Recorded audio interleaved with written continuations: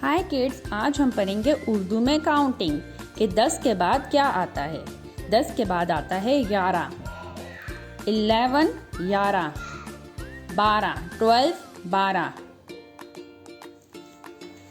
13 13 13,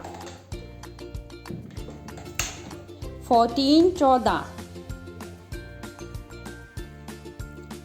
15 15, 15 को हम बोलते हैं 15, 16 16, 16 16, 17 17, 17 17, 18 18, 18 18, 19 19, 19 19, 20 20, 20 होता है 20।